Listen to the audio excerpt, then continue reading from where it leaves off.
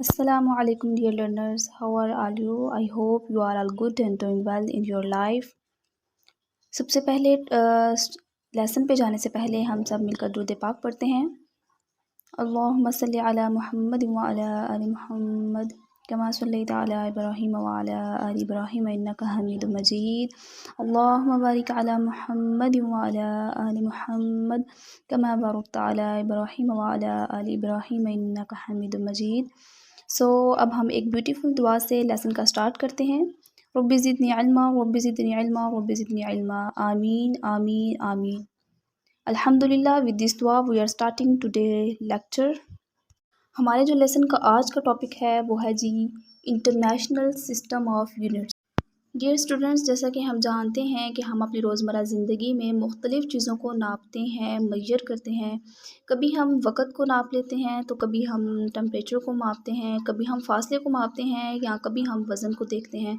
लेकिन अगर देखिए, इमेजिन कीजिए कि अगर हर मुल्क, हर साइंसदान अपनी मर्ज़ी के हिसाब से पैमाइश करे, यानी कि हर मुल्क का अपना अपना यूनिट हो, हर मुल्क का अपना अपना मेजर करने का स्केल हो, मेजर करने का यूनिट हो, तो फिर बहुत मुश्किल हो जाएगी। इसीलिए दुनिया के साइंसदानों ने एक ही पैमाइश का निज़ाम बनाया है। सब मिलकर इस बात पर मुत्तफ़िक हुए हैं कि एक ऐसा यूनिट होना चाहिए, एक पैमाइश का निज़ाम होना चाहिए, जिसे क्या कहते हैं, इंटरनेशनल सिस्टम ऑफ यूनिट्स कहा जाता है। इसकी शॉर्ट फॉर्म क्या है? SI system. इस निज़ाम में 7 बुनियादी यूनिट्स ऐसे हैं जिन्हें पूरी दुनिया में इस्तेमाल किया जाता है। उसे क्या बोलते हैं? International system of units. तो चलिए इसकी रीडिंग कर लेते हैं।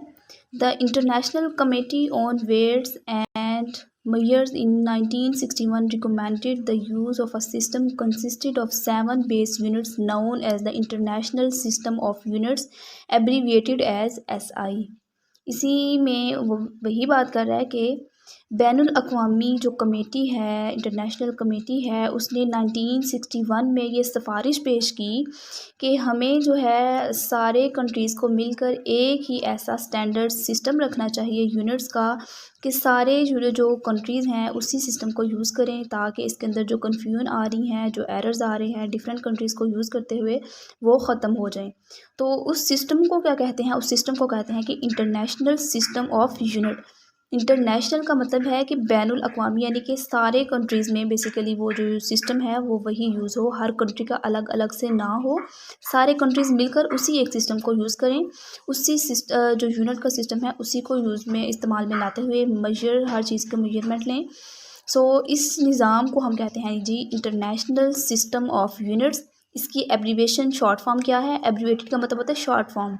शॉर्ट फॉर्म क्या है जी इसकी? SI। क्या इसको SI सिस्टम भी बोलते हैं। और इसके अंदर जो है वो 7 बेस यूनिट्स आ जाते हैं, जिनको साइंटिस्ट ने या जिनको फिजिस्ट ने डिफ़ाइन किया है एक लिस्ट के अंदर, उनको क्या कहते हैं? 7 बेस यूनिट्स। ये निज़ाम पूरी दुनिया में ओवरऑल यूज़ हो रहा है। आगे चलते हैं। Use of SI measurements helps all scientists to share and compare their observations and results easily। कहता है कि जब तमाम कंट्रीज़ के जो मेजरमेंट्स के रिज़ल्ट्स हैं या जो मेजरमेंट्स के यूनिट्स हैं वो सेम होंगे, एक दूसरे के साथ मिलते जुलते होंगे, तो फिर तमाम कंट्रीज़ के जो साइंसदान हैं उनको अपने मुशाहिदात, यानी कि अपने ऑब्जर्वेशंस और रिज़ल्ट्स जो हैं, नताइज, वो एक दूसरे के साथ शेयर करना और कंपेयर करना ईजी हो जाएगा। ठीक है, यानी कि जब सब कंट्रीज़ एक जैसे यूनिट्स इस्तेमाल करेंगे तो कोई भी कन्फ्यूजन नहीं होगी। मिसाल के तौर पर एक साइंसदान पाकिस्तान में है, वो तजर्बा करे, और दूसरा जो है साइंसदान वो अमेरिका में हो, और दोनों अगर सेंटीग्रेड या केल्विन में दर्जा हरारत को कंपेयर करेंगे तो एक दूसरे के साथ जो है रिजल्ट्स आसानी से समझ आएंगे। ठीक है, बनिस्बत इसके कि पाकिस्तान में जो है टेम्परेचर का और यूनिट इस्तेमाल हो रहा हो, जबकि अमेरिका में और इस्तेमाल हो रहा हो, तो फिर दोनों को एक दूसरे के साथ रिलेट करना, कंपेयर करना जो है वो मुश्किल हो जाएगा, क्योंकि इनको समझ ही नहीं आएगी एक दूसरे की। इसीलिए एक दूसरे को कॉन्सेप्ट को समझने के लिए, एक दूसरे के साथ आइडियाज़ शेयर करने के लिए कंट्रीज़ ने एक इंटरनेशनल सिस्टम को जो है वो रिकमेंड किया। उससे कहते हैं जी इंटरनेशनल सिस्टम ऑफ यूनिट्स। आगे देखिए, the 7 base units are given in the table 1.2। इसको भी हम देख लेते हैं। Their values are fixed with reference to the international standard. कहते हैं कि जी ये 7 यूनिट्स ऐसे हैं जो दुनिया भर में फ़िक्स हैं। क्या देयर वैल्यूज़ आर फिक्स्ड, उनकी वैल्यू जो है वो फिक्स्ड है, एक स्टैंडर्ड सेट कर दिया गया है, उनकी वैल्यूज़ बिल्कुल सेट हैं, उनको कोई चेंज नहीं कर सकता। जैसा कि 1 मीटर जो है वो हर जगह 1 ही मीटर होगा, उसकी लेंथ एक जितनी ही होगी। जैसे कि टाइम है 1 सेकंड है, हर मुल्क में एक जैसा ही होगा। इसी तरह मास निकाले किलोग्राम, तो 1 किलोग्राम जो है उसकी जो मेजरमेंट है हर हर कंट्री में या पूरी दुनिया में एक जैसा ही वो मेजर किया जाएगा, एक ही जैसा वो वज़न होगा। अब हम इस ब्लॉक को कवर कर लेते हैं। इस ब्लॉक में बेसिकली उन्होंने हमें 7 फिज़िकल क्वांटिटीज़ बताई हैं, जो कि हमने पीछे भी डिस्कस किया था कि 7 फिज़िकल क्वांटिटीज़ हैं जिनको हम मेजर कर सकते हैं। और इसके साथ उन्होंने हमें इसके यूनिट्स भी बताए हैं कि बेस यूनिट्स कौन-कौन से हैं और इनके सिंबल्स बताए हुए हैं उन्होंने हमें। तो जी पहला देख लेते हैं। पहला है लेंथ को हम मीटर में मेजर करते हैं। ठीक है, जैसे हम कहते हैं कि जी ये दरवाज़ा 2 मीटर ऊंचा है, या मेरी जो लेंथ है या जो मेरी लंबाई है वो इतनी है। तो हम इसको मीटर में मेजर करते हैं। उसके बाद आ रहता है मास को हम किलोग्राम के अंदर मेजर करते हैं, इसको किलोग्राम के अंदर नापा जाता है। जैसे कि हम कहते हैं कि ये आटे का थैला या ये बोरा कितने का है, 10 किलोग्राम का है, यानी कि वज़न हम इसके अंदर मेजर करते हैं। तीसरी चीज़ है जी हमारे पास टाइम। वज़न को हम किस में करते हैं, इसका यूनिट क्या है, सेकंड, यानी कि टाइम को हम सेकंड के अंदर नापते हैं। सबसे छोटा यूनिट टाइम का सेकंड है। ये इसका ऐसे यूनिट है टाइम का। वैसे हम मिनट कहते हैं, लेकिन जो मिनट है वो ऐसे यूनिट नहीं है। टाइम का जो ऐसे यूनिट है वो है सेकंड। उसके बाद आ जाता है जी electrical current, sorry temperature. Temperature का यूनिट है जी केल्विन, हम टेम्परेचर को केल्विन के अंदर नापते हैं। ठीक है, उसके बाद है इलेक्ट्रिकल करंट को हम एम्पेयर में नापते हैं, ये इसका यूनिट है, ऐसा यूनिट है। उसके बाद है जी इंटेंसिटी ऑफ लाइट, यानी कि रोशनी की शिद्दत, इसको हम कंडेला में नापते हैं, इसकी शॉर्ट फॉर्म है CD।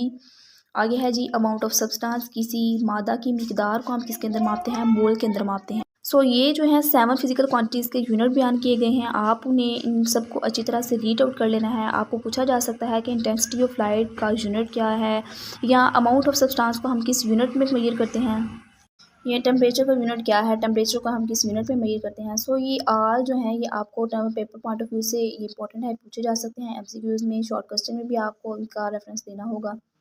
So this block is important, आपको याद करना होगा। आगे चलते हैं जी ड्राइव यूनिट्स की तरफ। पीछे हमने पढ़ा था बेस क्वांटिटीज़ और ड्राइव क्वांटिटीज़। अब हम पढ़ रहे हैं जी बेस यूनिट्स क्या हैं और ड्राइव्ड यूनिट्स क्या हैं। यानी कि जो बेस क्वांटिटीज़ के यूनिट्स होंगे वो क्या होंगे, बेस यूनिट्स होंगे। जो ड्राइव्ड क्वांटिटीज़ के यूनिट्स होंगे वो क्या होंगे, डिराइव्ड यूनिट्स होंगे। सो मुझे उस बात को रिपीट करने की ज़रूरत नहीं है, क्योंकि आप कल अच्छी तरह से रीड आउट कर चुके हैं, समझ चुके हैं। सो जी ड्राइव्ड फिजिकल क्वांटिटीज़ के जो यूनिट्स होंगे वो क्या होंगे, वो होंगे डिराइव्ड यूनिट्स। यानी जैसे वो डिराइव्ड क्वांटिटीज़ जो थी वो बेस क्वांटिटीज़ से बनाई गई थी, उनको कंबाइन करके बनाया गया था। इसी तरह जो यूनिट्स हैं डिराइव्ड यूनिट्स, वो भी बेस यूनिट को कंपेयर करके, उनको कंबाइन करके, उनको जोड़ के डिराइव्ड यूनिट्स अखज़ किए गए हैं। सो इसको देख लेते हैं। Base units can not be derived from one another and neither can they be dissolved into anything more basic. इसमें वो कह रहे हैं कि जो बेस यूनिट्स हैं ना तो वो किसी दूसरे से डिराइव किए गए होते हैं, क्योंकि वो बुनियादी होते हैं, वो अपने आप में कंप्लीट होते हैं, वो किसी से नहीं बनाए जाते। ठीक है, वो बेसिक होते हैं, वो किसी से नहीं बनाए जाते, जैसे कि हमने पीछे देखा था। और they can not be resolve into anything more basic, के उनको मज़ीद किसी सादा यूनिट में भी तोड़ा नहीं जा सकता। यानी कि वो किसी से भी नहीं बने और ना ही उनको मज़ीद तोड़ा जा सकता है। वो बिल्कुल सिंपल होते हैं, सादा होते हैं, बेसिक होते हैं। ओके, तो आगे देखते हैं। While the units of derived quantities such as the speed, such as area, volume, force, pressure and electrical charge can be derived using the base units, these units are called the derived units. इसमें उसने जिन वो quantities को बयान किया है वो जो कौन कौन सी हैं, स्पीड है, एरिया है, वॉल्यूम है, फोर्स है, प्रेशर है, इलेक्ट्रिकल चार्ज है।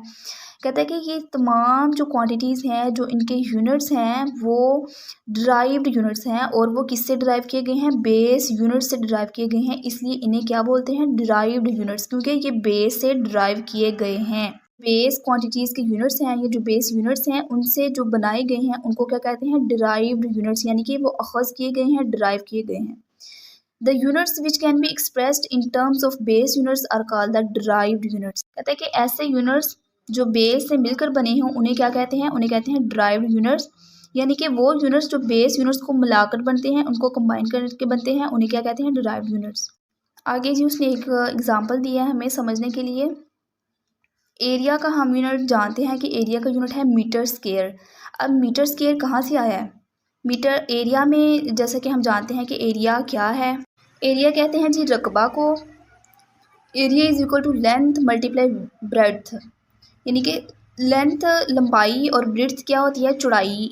एरिया जो है हमारे पास बराबर होता है लेंथ ज़रब चौड़ाई, लेंथ ज़रब ब्रेड्थ, यानी कि लंबाई ज़रब चौड़ाई के बराबर होता है एरिया। अगर इन दोनों चीज़ों को हम मल्टीप्लाई करें तो हमारे पास एरिया आ जाता है। अब हमें पता है कि लेंथ को मापने का क्या यूनिट होता है जी? मीटर होता है। इसी तरह जो ब्रेड्थ है वो भी एक तरह की लेंथ ही है, और इससे भी मेजर करने के लिए हमें जो यूनिट हम इस्तेमाल करेंगे वो कौन सा होगा? मीटर। अब मीटर और मीटर जब आपस में मल्टीप्लाई होंगे और ये बन जाएगा स्क्वायर मीटर, यानी कि मीटर का ऊपर आ जाएगा स्क्वायर, सो ये बन जाएगा मीटर स्क्वायर। अब पता चला हमें कि जो मीटर स्क्वायर है वो क्या है? डिराइव्ड यूनिट है। किससे बना है? मीटर से बना है। और मीटर क्या है? एक बेस यूनिट है। हम पीछे पढ़ के आए हैं कि बेस यूनिट के अंदर आ रहा है मीटर। सो मीटर स्क्वायर क्या हो जाएगा? एक डिराइव्ड यूनिट हो जाएगा, क्योंकि ये एक बेस यूनिट से बना है, और बेस यूनिट क्या था? बेसिकली हमारे पास मीटर। सो आगे उसने हमें दूसरी एग्जांपल दी है जी, speed is equal to distance over time. Speed का फार्मूला क्या है? Speed is equal to distance over time. अब स्पीड का हमें पता है कि फार्मूला क्या है। स्पीड का फार्मूला है metre per second. Metre per second कैसे बना देख लेते हैं। ऊपर जैसे कि फार्मूला में बटे के ऊपर क्या है? हमारे पास डिस्टेंस है, और डिस्टेंस का हमें पता है फार्मूला, डिस्टेंस का यूनिट क्या है? मीटर। डिस्टेंस भी एक तरह की लेंथ होती है, और लेंथ के लिए क्या होता है जी? मीटर। और टाइम का हम पीछे पढ़ के आए हैं। टाइम किस में आ रहा है जी? बेस क्वांटिटी है, और बेस यूनिट इसका क्या है? सेकंड। सो बटे के ऊपर आ जाएगा मीटर, और बटे के नीचे आ जाएगा सेकंड। जब ये जो सेकंड है बटे के ऊपर आएगा तो ये माइनस में आ जाएगा। मीटर फी सेकंड इसको पढ़ेंगे, और ये क्या हो जाएगा? ये हो जाएगा डिराइव्ड यूनिट, क्योंकि इसमें मीटर अलग से है, सेकंड अलग से है। जब ये दोनों आपस में मिले एक डिवीजन के रिलेशन में, तो ये उन्होंने क्या बना दिया? एक मखूज यूनिट बना दिया, या डिराइव्ड यूनिट बना दिया। और ये क्या है? ये डिराइव्ड यूनिट के अंदर इसकी कैटेगरी आ गई। तो इसने यहाँ पे हमें दो एग्जांपल दी हैं, और फिर नीचे कह रहा है कि आगे टेबल दिया गया है, उसके अंदर डिफरेंट तरह की जो है फिजिकल क्वांटिटीज़ बयान की गई हैं और उनके यूनिट्स बयान किए गए हैं। A few derived units with specific names and symbols are given in table 1.3। तो इस टेबल को हम देख लेते हैं। सो स्टार्ट करते हैं। टेबल में जो पहला है वो है जी एरिया। एरिया क्या है? एरिया कहते हैं लंबाई ज़रब चौड़ाई को। तो लंबाई का भी यूनिट मीटर होगा और चौड़ाई का भी मीटर होगा, तो मिलके क्या हो जाएंगे? Metre square. इसी तरह वॉल्यूम आ जाता है। वॉल्यूम के अंदर बेसिकली हम तीन चीज़ों को स्टडी करते हैं, लंबाई मल्टीप्लाई चौड़ाई मल्टीप्लाई ऊंचाई। एरिया में सिर्फ दो चीज़ें थी, इसीलिए मीटर स्क्वायर आया, ठीक है। और वॉल्यूम के अंदर तीन चीज़ें आ जाती हैं, कौन कौन सी? लंबाई, चौड़ाई, तीसरी क्या? ऊंचाई। सो इसीलिए ये तीनों लेंथ हैं, और जब तीनों लेंथ आपस में मिलेंगी और तीनों उनके यूनिट्स मिलेंगे तो क्या हो जाएंगे? मीटर क्यूब, यानी कि एम के ऊपर छोटा सा 3 लिखेंगे हम, मीटर क्यूब। इस तरह जी अगला आ जाता है स्पीड। स्पीड को हम पीछे डिस्कस कर आए हैं कि स्पीड का फार्मूला क्या बनता है, और स्पीड का इसी तरह यूनिट क्या बनता है? Metre per second. इसी तरह आ जाता है हमारे पास fourth one is force. Force का हम फार्मूला जानते हैं कि force is equal to mass multiply acceleration. So इसमें मास क्या है जी? मास एक बेस यूनिट है, और एक्सेलरेशन क्या है? एक्सेलरेशन भी बेस में आ जाती है। जब ये दोनों आपस में मिली तो उन्होंने क्या बना दिया? डिराइव्ड यूनिट बना दिया। अब फोर्स में दो चीज़ें आ जाती हैं, मास है और एक्सेलरेशन है। मास जो है ये हमारे पास एक बेस यूनिट है, और एक्सेलरेशन जो है ये हमारे पास अपने आप में एक डिराइव्ड यूनिट है, ठीक है। एक्सेलरेशन का जो यूनिट होता है वो होता है मीटर सेकंड पर स्क्वायर। सो जब ये दोनों आपस में मिली तो इसका बन गया यूनिट, बन जाएगा जिसे हम शॉर्ट फॉर्म में क्या कहते हैं? न्यूटन, ठीक है। फोर्स का यूनिट क्या पढ़ते हैं हम? न्यूटन। उसके बाद आ जाता है जी प्रेशर। प्रेशर को बेसिकली हम इसका यूनिट पास्कल पढ़ते हैं, और इसका फार्मूला कैसे है प्रेशर का? Pressure is equal to force over area. जब फोर्स को हम एरिया पे डिवाइड करते हैं तो हमारे पास आ जाता है प्रेशर का यूनिट पास्कल। आगे देखते हैं जी इलेक्ट्रिकल चार्ज। इलेक्ट्रिकल चार्ज का यूनिट क्या है जी? कोलम्ब है। चार्ज किसके बराबर होता है? Current multiply time. अगर इन दोनों को मल्टीप्लाई किया जाए तो हमारे पास यूनिट आ जाता है जी कोलम्ब। उसके बाद है प्लेन एंगल। प्लेन एंगल क्या होता है? किसी सतह का जाविया, किसी सतह का एंगल फाइंड करने के लिए हम यूज़ करते हैं, और उसका यूनिट क्या है? रेडियन। किसी भी जगह चीज़ की जगह का जो है तो रेडियन इसका क्या है? यूनिट है। So let's start learners. अब हम नेक्स्ट टॉपिक स्टार्ट करने जा रहे हैं जो कि है SI प्रीफिक्सेस। SI का हम पीछे पढ़ रहे हैं कि क्या था, पीछे पढ़ रहे हैं हम कि SI क्या था, सिस्टम ऑफ इंटरनेशनल।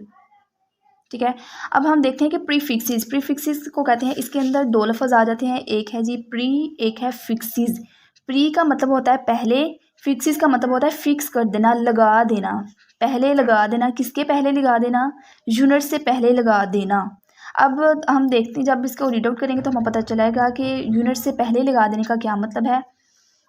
प्रीफिक्सेस ऐसे छोटे अल्फाज होते हैं जो हम किसी यूनिट से पहले लगा देते हैं ताकि हमें वो जो वैल्यू है, वो जो मेजरमेंट हमने ली है, उसको याद करना या उसको रीड आउट करना इजी हो जाए। ज़्यादा बड़ा नंबर या ज़्यादा छोटा नंबर पढ़ना मुश्किल हो जाता है, तो उसको हम बैलेंस करने के लिए उसके साथ प्रीफिक्सेस लगा देते हैं ताकि वो हमें माइंड में भी रहे, हम उसको रिमेंबर आउट कर सकें और हमें याद करना भी ईजी हो जाए।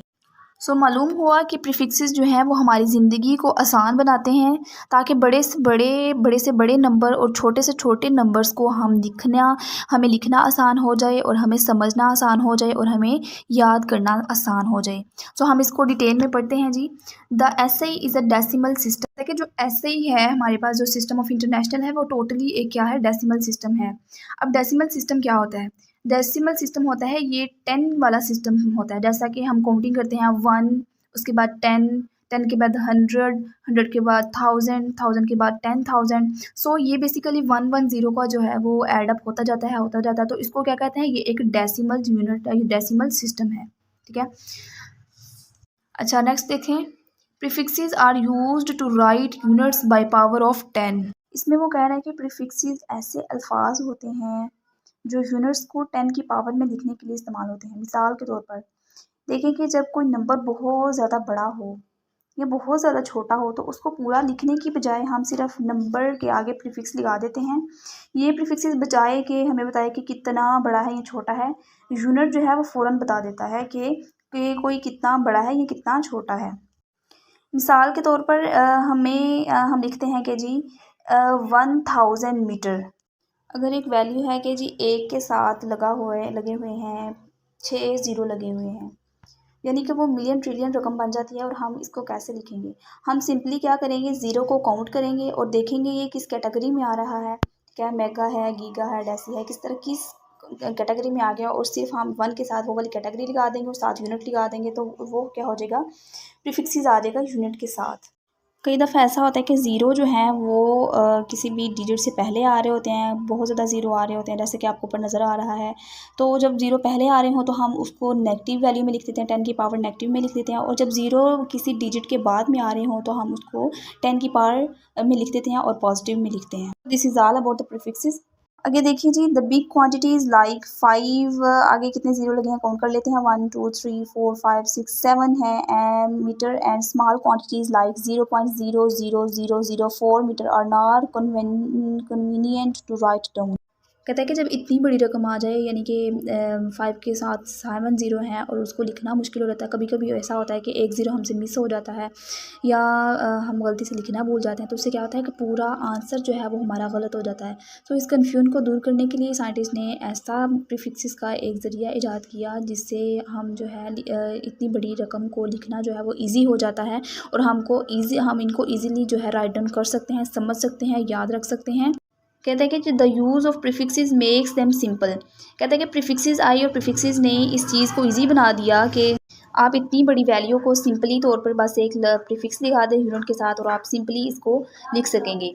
द क्वांटिटी 5 साथ में ज़ीरो है, metre can be written as 5 multiply 10 की पावर 7 मीटर। अब देखिए, हमने ज़ीरो काउंट किए थे, ऊपर 5 के साथ कितने थे, 7 थे। अब नीचे हमने सिंपली क्या किया, हमने उन सब ज़ीरो को हटा के सिंपली क्या लिख दिया, 10 लिख दिया। 10 की पावर हमने 7 लिख दिया।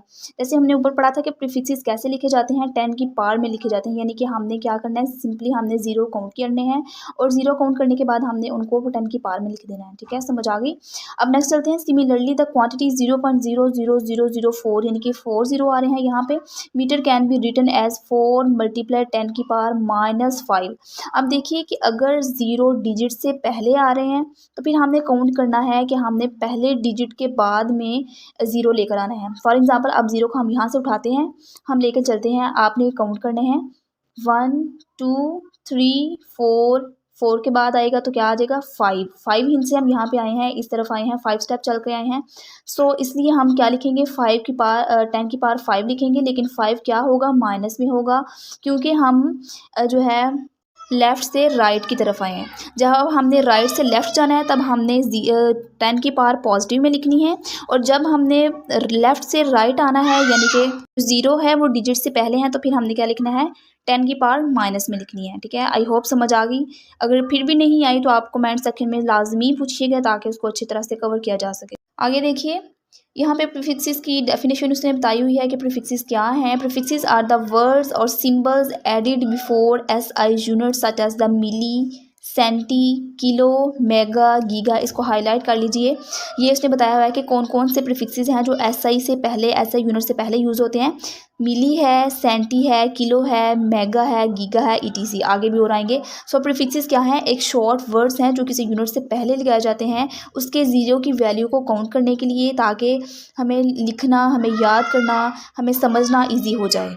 कई दफ़ा ऐसा होता है कि हम किसी चीज़ को रीड आउट कर रहे होते हैं और उसके साथ इतने ज़ीरो आ जाते हैं कि हमें काउंट करने में थोड़ी ऐसे उलझन होती है या हम नहीं कर सकते, थोड़ा टाइम टेकिंग होता है। सो जब ये प्रीफिक्सेस लग जाते हैं तो हमें देखना आई कैचिंग हो जाता है और समझना भी उसको ईजी हो जाता है। तो प्रीफिक्सेस ने जो है इस काम को बहुत ज़्यादा ईजी बना दिया है। उसके बाद कह रहे हैं जी, the prefixes given in table 1.4 should be known for use of SI units effectively.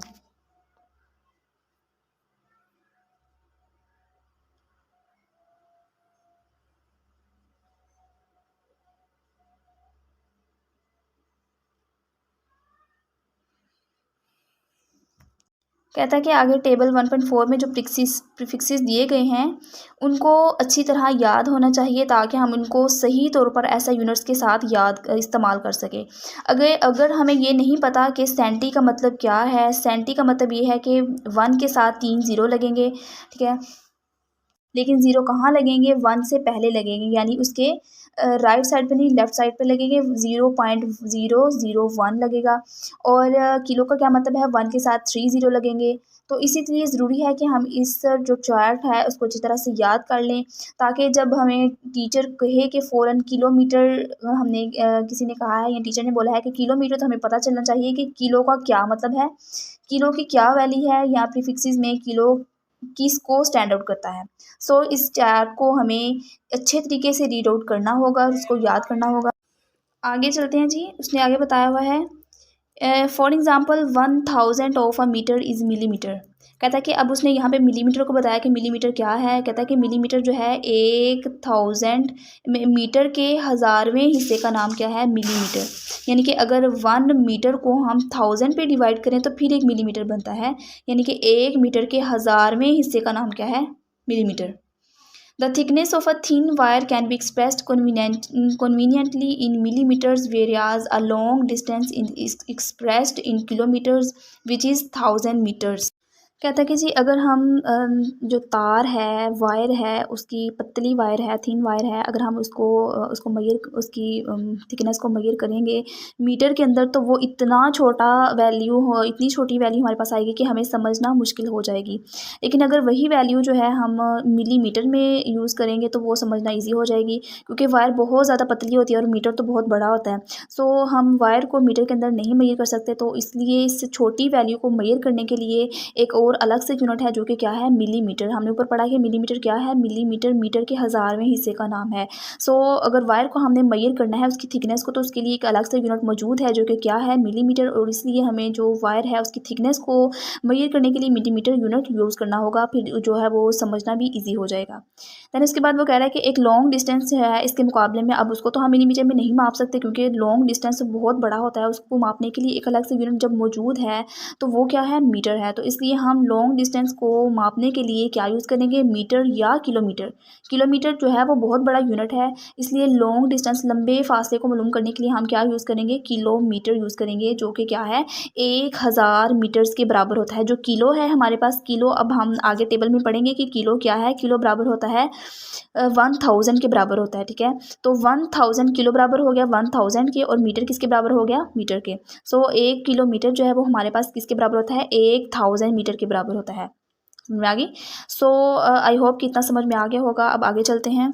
इसमें उसने जो है अगले पेज पे जो दो टेबल दिए गए हैं 1.5 और 1.6 उनका हवाला दिया है। वो कह रहा है कि जो है मास मेजरमेंट के जो छोटे और बड़े यूनिट हैं वो किस ब्लॉक में दिए गए हैं 1.5 में। इसी तरह कहता है कि जो लेंथ के बड़े और छोटे यूनिट जो हैं वो किस में दिए गए हैं 1.6 में। इसके बाद वो कह रहा है कि the following example will explain the meaning of prefixes. कुछ एग्जाम्पल उसने यहाँ पे दी हैं। वो कहता है कि ये जो है प्रीफिक्सेस को अच्छी तरह से एक्सप्लेन करती हैं, आप इसको अच्छी तरह से समझ लें।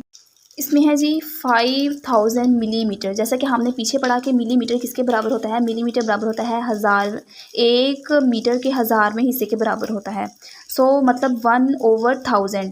और हमें अगर इसको मीटर में चेंज करना है तो हमें क्या करना है, मिली की वैल्यू लिखनी होगी। तो मिली की वैल्यू क्या होती है कि हम उस वैल्यू को 1000 पे डिवाइड कर दें।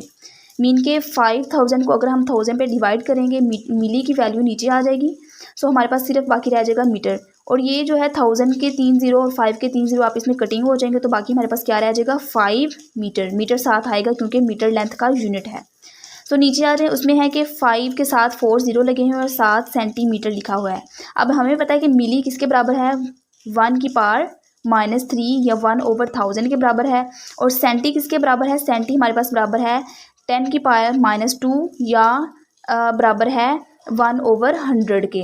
अब हमने क्या लिख दिया कि 5 के साथ 4 0 है बटा हमारे पास 100 है।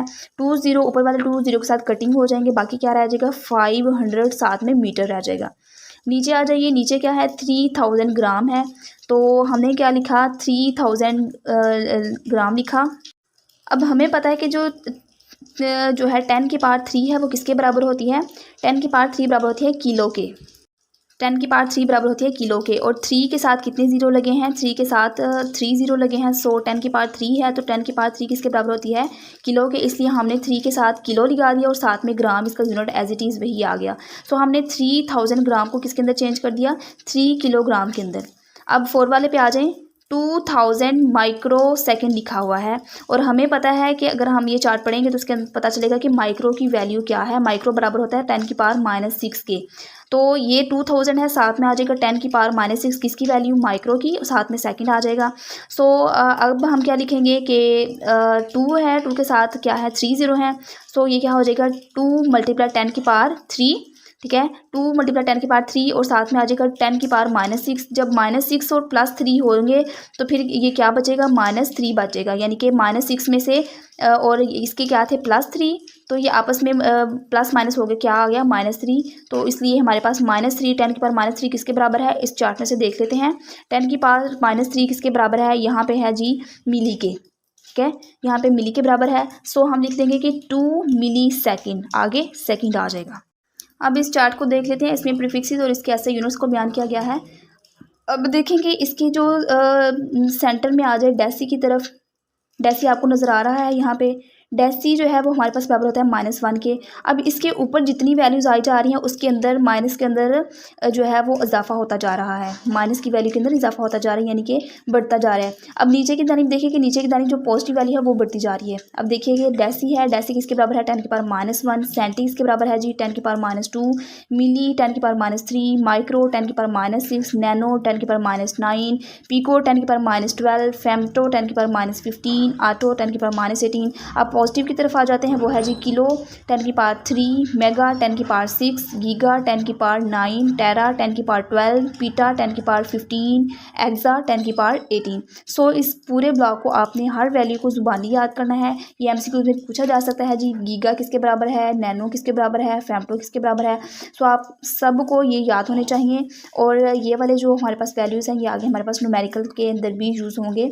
आप इनको राइट डाउन करके बार बार लिखें, याद करें अच्छी तरह। आज के लिए बस इतना ही। आज हमने देखा डिटेल में कि इंटरनेशनल सिस्टम ऑफ यूनिट्स क्या हैं, बेस यूनिट्स क्या हैं, डिराइव यूनिट्स क्या हैं, ऐसे प्रीफिक्सेस को हमने देखा, उसकी एग्जांपल्स को देखा और हमने उसका जो है टेबल पढ़ा अच्छे से। इसको याद करना लाजमी है, याद करना बहुत ज़रूरी है। आज के लिए इतना ही। अपना ख्याल रखिएगा, जुड़े रहिए डॉक्टर अब्दुल्ला अकेडमी के साथ और अपने नॉलेज में इजाफ़ा कीजिए और फिज़िक्स की कॉन्सेप्ट जो है वो क्लियर कीजिए।